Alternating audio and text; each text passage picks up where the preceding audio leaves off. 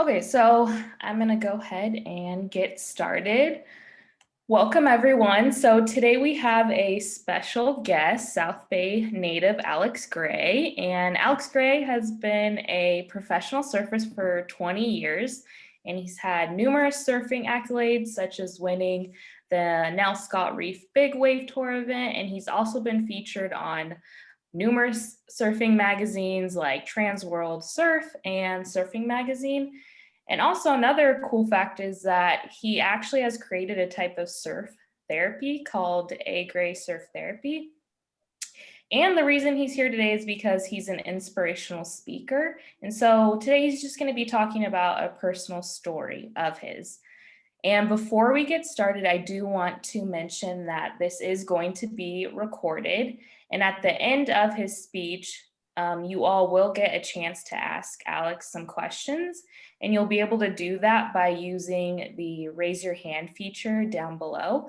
But please wait to use that once he's done speaking. And so thank you. And Alex, go ahead and take it away. Okay. Hey, everybody. Thanks for being here today. I know you spend a lot of your time these days on the computer, so I hope this is a bit of a fun time. Thank you, Miss Green, and to the school for having me.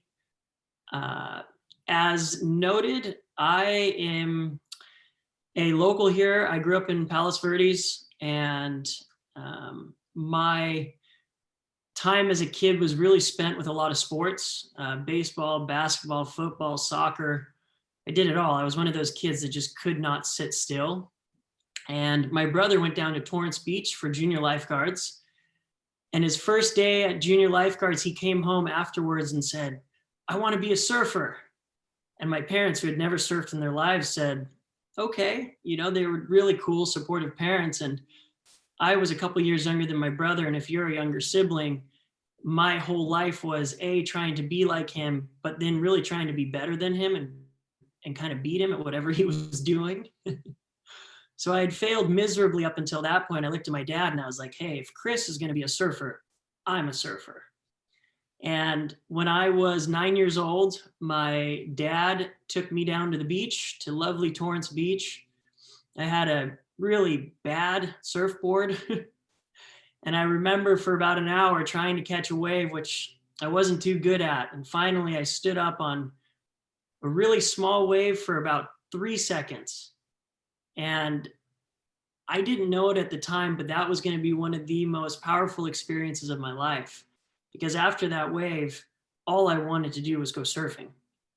And shortly after, all the sports that I mentioned kind of fell to the wayside, and it became, how do I get to the beach before and after school?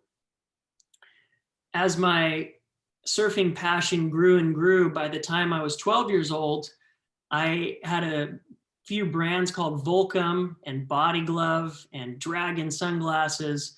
These surfboards back here, Channel Islands, they all approached me and asked if I would like to be sponsored by them. And as a 12-year-old kid, I was like, wait, what? I get to put stickers on my surfboards. I get free clothes and all this stuff. Sounds incredible. My parents and I, again, had no clue what was really going on. I just fell in love with surfing. So every weekend I began doing a national tour where we were traveling up and down the coast of California on Saturday and Sunday to do these events, which at the end of the year is where you were crowned a national champion. By the time I was a senior in high school at 17 years old, a brand called Red Bull had begun to sponsor me as well. And I was ranked within the top 3, if not the best surfer at 17 years old in the United States.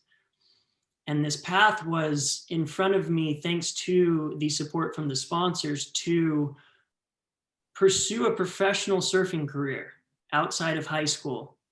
And during that time, I was having to make the decision to not go to college and really decide if this is what I wanted to do as my career. And that was really tough because all of my friends, of course, were going to college. But I had what I wanted most in life. And I truly believed that I wanted to be a professional surfer. And on top of that, I wanted to go out in the world and see, like, could I be the best in the world? And see the possibilities of what my abilities and also what my goals were when I caught that first wave at 9 years old. Something very unexpected happened along that time when I was a senior at Peninsula High School. My brother, who I mentioned, he's 3 years older than me. He was 20 years old. He was getting ready to have a music scholarship to Boise, Idaho. He's an incredible musician. My brother Chris came to my family and explained to us that he had a drug addiction. And to be honest, I had no clue what that even meant. I was a pretty good kid, and I was skipping parties and living a different lifestyle than most high schoolers, going to all these surf contests every weekend. And so when he brought up the word drugs, we all kind of sat there and kind of said, hey, can you explain this to us? My brother's addiction had gone from having fun with his friends at parties to a place where he was afraid for his life. He had fallen into one of the scariest drugs called heroin. And that word to me at that age, I understood that it was very dangerous. And so we as a family stopped focusing on what was to be my professional surf career unfolding, and we put all of our time and energy into my brother. And over the next 10 months, I unfortunately witnessed, still to this day, the hardest moments that I've ever gone through. My brother, for me, was the strongest, best, coolest big brother you could ever imagine. And I watched drugs take him to a place and to a person that I didn't know anymore. Every day it was a struggle for him to even want to do anything other than try to get high. We had to go through the process of him trying to get sober. We had to go through the process of all of these things that I had no clue. A lot of really tough, hard things that we were really fighting with Chris for. My brother, he became sober, so he stopped using drugs. He went through a program. He lived in a sober living home. We all felt like we kind of got him back, and then there was a light at the end of the tunnel. And in February, a couple months before I was to graduate from high school in June, I had my last surf team dinner. I was the captain of the Peninsula High surf team, and it was basically all of us really saying goodbye because everyone was off to college. I was doing the surf thing. And we had gained the trust of my brother to be able to leave him alone. He went to a friend's house, and we didn't think much of it. And that night after the surf team dinner, we got a phone call that my brother had used drugs again, and that his heart had stopped, and he was down at Torrance Memorial Hospital, and that my parents needed to come down because there was a chance that they weren't going to be able to bring him back to life. And I'll never forget this moment. I was 17 years old, sitting at home next to the telephone, wondering if I was going to get a phone call that my brother was alive or dead. And unfortunately, that phone call came in, and it was my mom, trying to form words in between just hysteria that Chris had passed away. And so I'm sitting here. It's hard because you don't see me, but this is always very hard for me. I get kind of choked up at this moment, and it still weighs on me very heavy speaking about this because that was 17 years ago, and it still feels like yesterday. That night changed our family's lives forever. Losing my brother Chris, the first thing that I realized is that we are not invincible. No matter how much we like to, test life, there are things out there that have the capability of taking our lives. My brother, unfortunately, made a terrible accidental mistake. I truly believe that he never meant to die from when he started his journey with addiction, started using drugs to the point that it took his life. During that time, I didn't know what it was called, but we now have these two words that I do my best to address, which is called mental health. I went into a terrible, terrible depression. I didn't want to get out of bed for 2 weeks. I did not go to school for 2 weeks. I didn't want to see anybody. I didn't want to talk to anybody. I basically wanted to hide from the world. And it was this weight. I can't put a number to it. It literally felt like the weight of the world had overcome me, and I didn't know how to let it go. Within that depression, what would follow shortly after, and this was just a cycle, was this anxiousness, a feeling where I couldn't even sit within my own body because I felt like I wasn't even living life correctly. And because I didn't know how to move through it, I began to feel like guilty that I was doing something wrong, but I didn't know how to get away from it or how to address it or how to even understand it. So during these times, what also crept in was a really bad sleep cycle. I'll call it insomnia. I really just was not me, nor was I feel like even existing at the time. A few months went by, we did the funeral, and it was time to get out of the house. My parents had a great idea to go to one of the contests that I was, one of the highest rated surfers in the nation at, and going to every weekend. And we did. And when I sat down at the water's edge with my competitive jersey on, about to go out and compete, I looked over where my brother typically was, physically was. He was so supportive of me. He was at most of my events, and I sat with the feeling of actual acceptance that Chris was gone. And I realized that he wasn't coming back and that I had to make a choice on how I was going to move forward, because I still had life to live. Chris's life was gone, but I still had my life to live, and I couldn't let it end here, right? Because I felt like life had ended. And I was worried because I had to make a coping choice, and it was either going to be something very unhealthy, like masking my emotions with drugs and alcohol to run away with, or did I have the courage and strength to face this entire thing, get outside of my head, find some clarity, and find a bigger picture of life? And what I used was this word called honor. And I honored my brother. And I picked myself up, and I told myself that he's gone. I have this gift of surfing that was truly given to me by him, and that I was going to take my skill and the fantasy of a professional surf career to places that him and I, could never dream. And I began to use my brother's death as a secret weapon.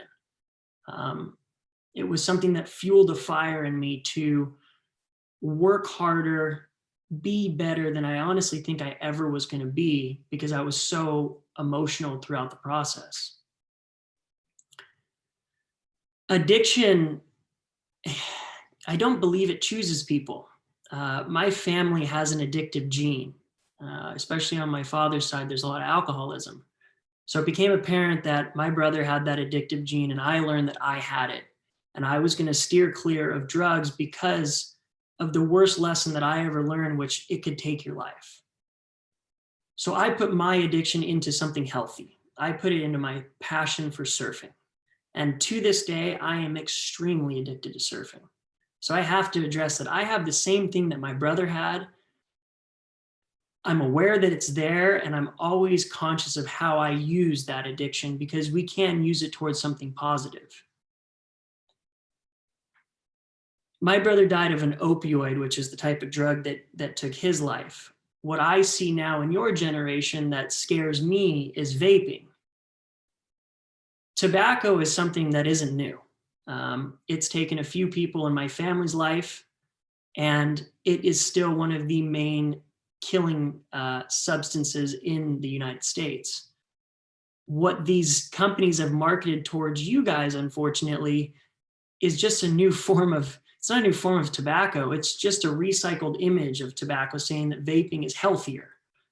And I just want to explain to all of you that it is not. And the first thing I'm going to say here is just don't try it. Because when my brother's journey started, he had no clue what was going to happen. And it can happen to any of us, and so the curiosity that's there, I get it. I was a kid, a young adult, and I made mistakes through curiosity. And if I can be any influence of you right now, is that statement to just don't try it, because we don't know where it's going to lead. Tobacco is considered the most addictive substance out of everything. And then on the other aspect, you guys don't know, or maybe you will know, there can be marijuana in it. Within there, you guys, what marijuana does, and I've seen it happen. I have 2 friends that this happened to.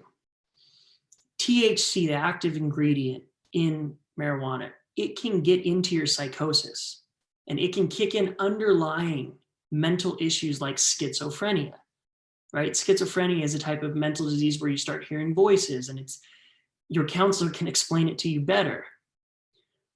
But what I want to get across is that there's parts to this that can unlock things within us that is only going to make life worse. And for you guys to have these forks in the road at such a young age, I don't envy you in that, because you're still so young and don't understand the consequence of choice. And unfortunately, through my brother's death, I learned what that truly is.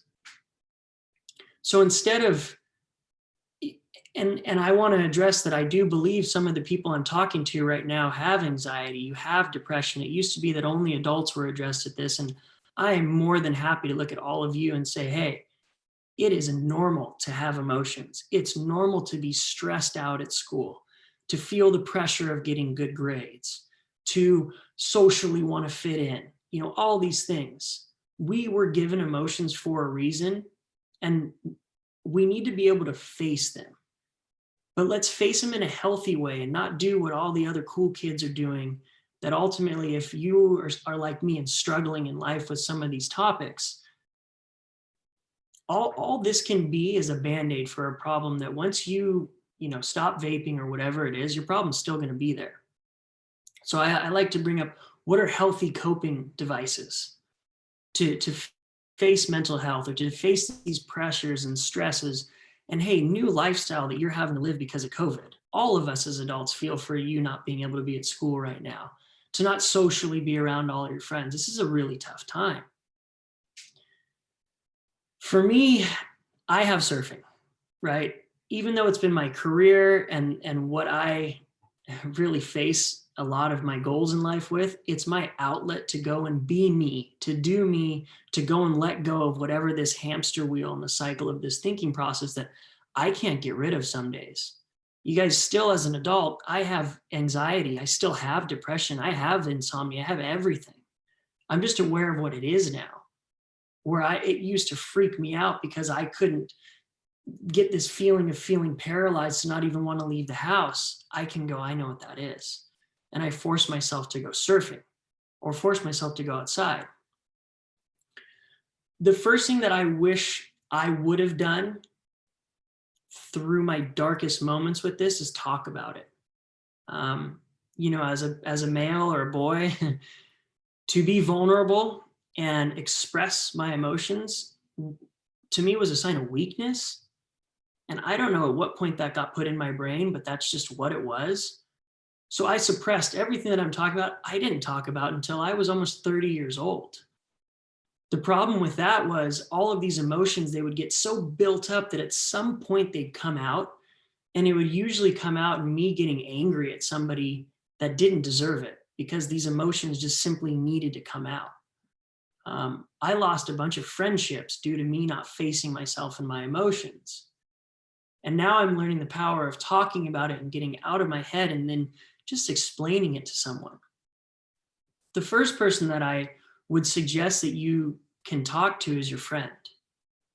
And understanding what a true friendship is somebody that won't judge you, somebody that you can confide in truthfully and honestly about what's really going on in your life. And you know that they're going to keep what you told them confidentially. They're patiently there to listen to you. And then they're there to give you advice, right? And the advice can be constructive of something that they understand, or as a friend, if it's gone past you and you're afraid, of the things that your friends are saying, please go address them to Miss Green. There comes a point that we as humans don't have the professional skills to completely understand our minds, and we need to go to professionals. You guys have so much help at your school. Say something to your counselor. If it's not them, say something to your parent. Say something to somebody that you trust. Because we're starting to lose kids at a very young age before they even understand why and what's going on. And we have the tools. We all have the tools to get through these moments in life, to be the best us. But don't be like me and try and do it all on your own. I made a very big mistake there. And then in return, you as the friend, you need to be that towards your friend as well, right? Those things that I all listed. To be a friend, be that person that you guys can both talk and listen and give advice to. I had some pretty shallow friends in school that were only around when I was doing good in contests, when I was the this guy or that guy. And then I realized that when life hit, when my brother passed away, I'd say 75% of my friends were gone. They were nowhere to be found. And that's where I realized I didn't need every friend in the world. I believe we should be kind and be nice to everybody that we can in the world, but have a handful of real friends, right, that are there for you during the tough times and the good times to have fun with. Talking can be scary. I get it. So another thing that I like to do when I don't have the courage to form into words and sit in front of somebody and explain what's going on is journaling, right? Putting a pen to a piece of paper is just you and that piece of paper. And the idea that I'm getting at here is that this mental process, this cycle that can be hard to break, how do we just get this out of our head? And how can we start categorizing what are important positive thoughts and then what are just negative thoughts that are repeating themselves, simply bringing us down? And what I like to do when I journal is I just write whatever's going on. And some days I walk away from it, some days I throw it away, and then other days I come back to it. And I like to read what was going on that day and find out what was my trigger. What was it that day that made me so sad? What was it that day that made me so mad? Or whatever it is for you. And beginning to understand your own process through this is so important, because even as you grow up into an adult, those don't change. The scenarios of what take you there may change, but the triggers of understanding what puts you in these moods or emotions, I believe it relatively stays the same. So get to know yourself, because we have, like I said, all the tools in life to be whoever we want to be. I feel like I'm an example of I had a passion at a very young age that I don't even know if I truly understood what I was going to do with it. But the simple belief in myself and willingness to work hard at it and sacrifice what was a normal life going on of all my friends to do what would make me the best was the formula that took me to a 20-year professional career. I am not the best surfer. I never was. But I do believe that hard work will always overcome natural talent. And I want all of you guys to believe in yourselves and go after what you want most in life. That's the beauty of passion. Finally, the third thing that I like to talk about is, what is your outlet? If it's not talking to somebody, if it's not writing it down, is there something in your life where you can go and do it and it's just a way to, be mindless? The only time I've ever been able to stop my mind in life is literally when I'm on a wave. We talk about living in the moment, and my moment happens while on the wave. And that's a very beautiful thing for me, to actually have an outlet where I can just let it all go. I can say that I've never gone surfing and walked away from it and felt worse. It's something that I know that I have, that at any moment will pick me up along the way. And it's just that added bonus to push me and say, dude, you're doing fine. Just keep going. And I hope all of you, whether one exists, if it doesn't, start searching for it. What is it for you that you've always wanted to do? Give it a try. Try multiple things until you find, I believe, something that makes your heart sing. It's the pure joy in life. I love movement. I think exercise is important. I know you guys are stuck at home on the computers. Get outside. Find something fun to do. There is so much healing just out the front of our door for free by Mother Nature. And I hope that you guys find that. Social media. On Instagram, I have 90,000 followers. I would say, addicted to social media. In the last 7 years, when I do the math of my 3,000 posts, it equals to me doing a post every single day for the last 7 years. I am one of those people at times that has used social media to honestly try to show people that I'm okay or that I'm doing something cool, because I felt the pressure that that's what I have to be in life. What I noticed was I was never putting anything out on social media when I was having a bad day. All of my posts were always me at my best moment, me on some island in the middle of nowhere, just going, oh, I know people are going to love this. So I began posting on social media about my grief journey, about my brother. And what Miss Green brought up is I started a surf therapy. I think you guys understand by now how therapeutic surfing is for me. I actually used my social media to see if there were any others out there that are in the situation that I am, losing a sibling, feel one of the biggest losses in the world, and don't really know how to move forward. So I put it on my social media and said, hey, at Torrance Beach, if there's anybody out there that's lost somebody, I'll personally take you surfing, and then we'll all sit down and talk about it. I thought maybe like 1 or 2 people were going to show up. The first one that I did, 35 people showed up. Now, I've never been to therapy. I wasn't smart enough to go talk to a counselor. Again, I said I would do this all on my own, and all of a sudden I was going to mediate a therapeutic group as the host to these 35 people. What I learned that day was the power of just peer-to-peer, people to people, sitting down, talking about what it is. We didn't have any doctors or therapists there. It was just people helping people. And the power of that was so impressive to me. I ended up doing one a month for the next 17 months. I was only going to do one. And so my journey in my personal phase began, how can I help others?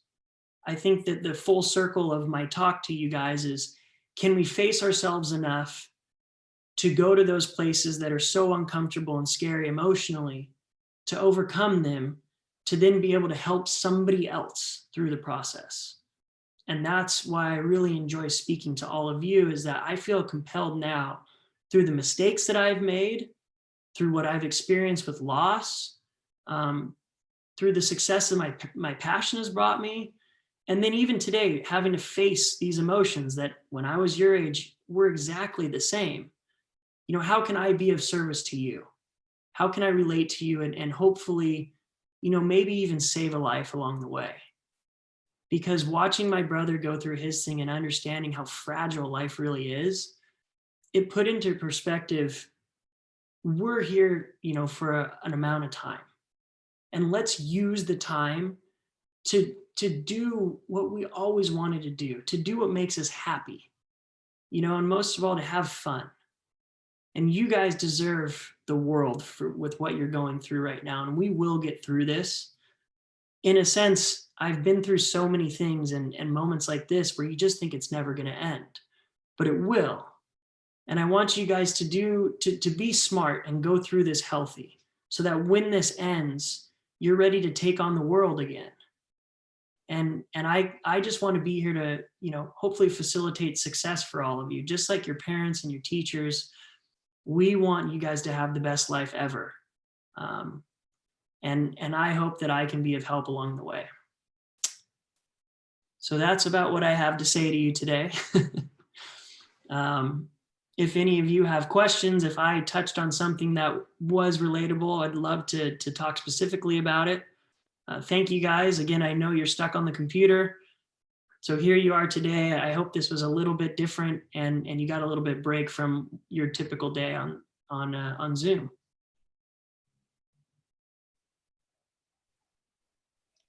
Thank you, Alex, for sharing your story. I felt like that was really powerful, and you brought up some great coping strategies I think that we can all use. So like he mentioned, if anyone has a question they want to ask, just raise your hand and we'll be able to unmute you and you can ask.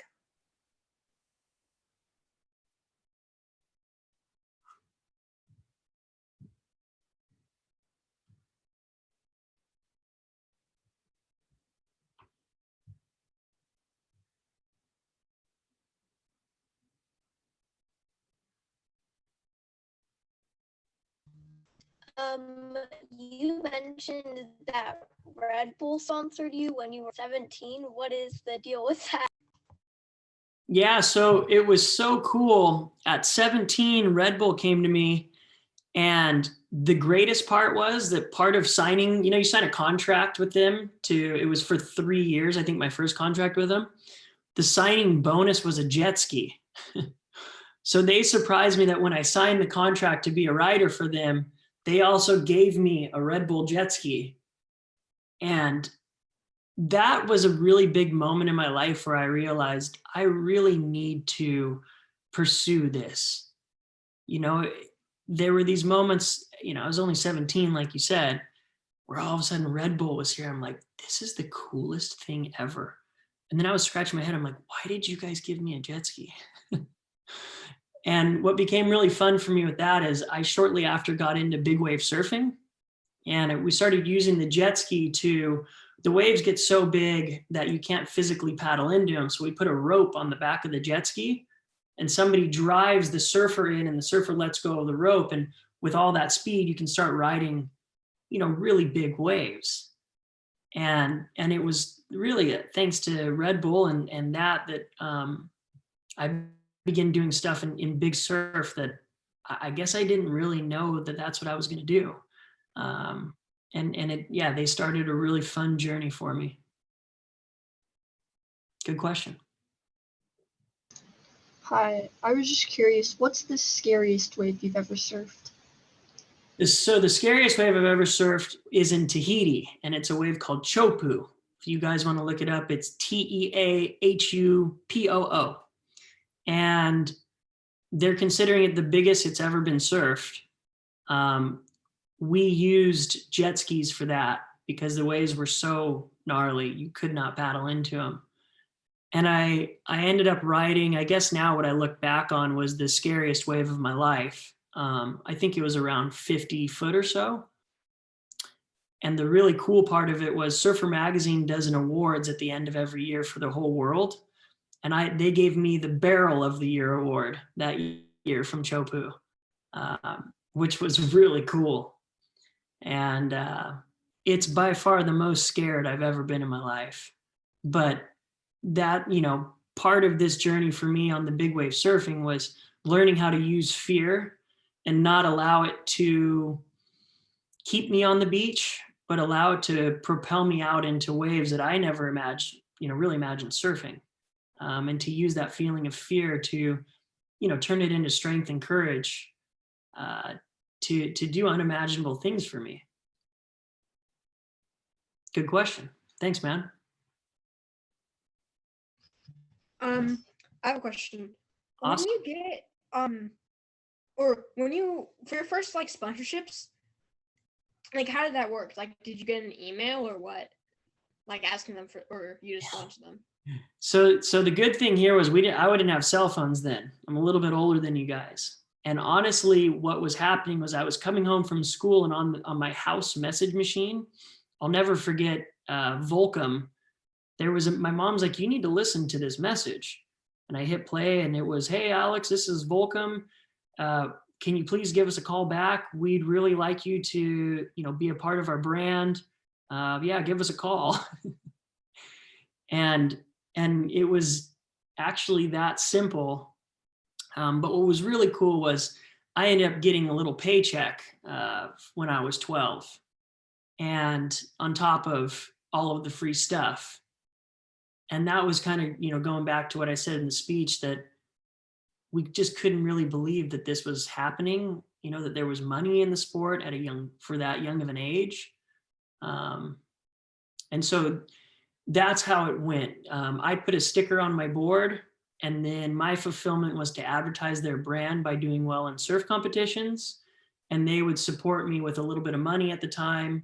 And also that year they sent me to Costa Rica and Australia, I believe, doing magazine trips. And then I also competed in an international event in Australia.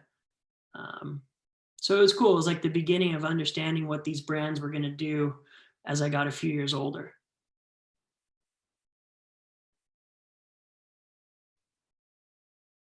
Good question. We have a few more minutes left, so we'll take 2 more questions.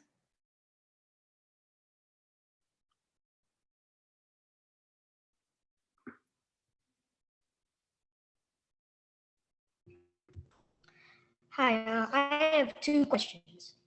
One is, did you ever get to go on the Red Bull Signature Series?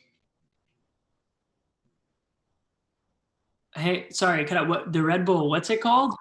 The Red Bull Signature Series? No, so my sponsorship ended before then. We did this really cool trip called the Red Bull 5x, where I went on a boat. It was a big boat in Fiji with world champions like Andy Irons and Mick Fanning, some of the best surfers in the world. Jamie O'Brien, you guys probably know him. And they took us for a week to these series of waves where we all competed against each other. It's kind of, it's a form of what they did with the Signature Series and that stuff, but it was just before. Yeah. That was one of the best. I was 18, and it was one of the best trips of my life. Did you get to surf Cloud Break? So I went to Tavarua in Fiji, where Cloud Break is, for the first time when I was 19 years old. Whoa. And I've been going there every year since for the last 13 years. That's and really 3 years ago, the island invited me to be, they call it a boatman. But for the last 2 years, I went and stayed there for 2 months on the island. And we take all the guests surfing. And so I've surfed Cloud Break a lot. And it's one of the scariest, hardest waves I've ever surfed. And have you surfed Pipeline? Yes. So Volcom, the brand Volcom, they have a house right on the beach at Pipeline. So when I graduated high school, every winter I went and stayed at their house, at the Volcom house at Pipeline. And I would live at the house on Pipeline for 4 months every year out of the winter. That is so cool. Yeah, thank you. And the really cool thing is I got an invite. There's a big wave event at Waimea Bay called the Eddie I Cow. And I ended up getting one of, I think there's like 5 Californians that have ever been invited to it, which was a really cool thing over there. Well, that's really cool. I got a cover of Surfer Magazine surfing Backdoor. It's the right off of Pipeline. That is so cool. Yeah, thanks, I'm gonna man. look it up. Good questions. We got time for one more? My question is, have you ever had a job that wasn't surfing? That's a very good question. Are you ready for this simple answer? No. So for the last 20 years, my job and income has come from surfing sponsors. And it's pretty crazy to look back on. this is actually my first year of that not being the case. And I've started doing, I create surf trips, and then I go on these trips and I act as the surf coach, and I take people all around the area. So I just got done yesterday I'm going to go to Mexico for 2 weeks in April and take 12 surfers, and I bring my professional filmer and we film everybody, and I coach them in the water, and I give them help on how to be better surfers. I'm coming up with idea of possibly doing it for kids under 18, but your parent has to come. If that ever happens, I'll let you know. I also now do private surf lessons locally. If any of you surf or want to learn how to surf, I'm happy to take you. I do a lot of my lessons at Manhattan Beach. All of this is, you guys can check it out. I have a website, alexgraysurf.com, or you can check me out on Instagram, _gray. And I've really been enjoying working with a lot of you kids, teaching and helping people get better at surfing around here. It's been really fun.